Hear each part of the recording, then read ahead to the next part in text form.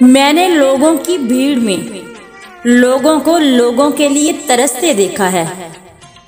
वो लोग जो गिरने के बाद खड़े हो गए, उन्होंने पांव नहीं बल्कि अपने ख्यालात बदले। सिर्फ एहसास बदल जाते हैं दुनिया में, वरना मोहब्बत और नफरत एक ही दिल से होती है। सच्चाई हमारे मुआशरे में एक तवाइफ की तरह है, जिसके तलबगार तो सारे हैं मगर तरफदार कोई नहीं।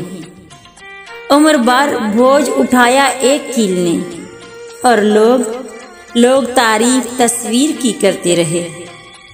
वो लोग जो बचपन में फितरतन नाजुक मिजाज और माँ बाप के लाडले होते हैं, जिंदगी उन्हें दूसरों से ज्यादा आजमाइशों और तकलीफों में डालती है।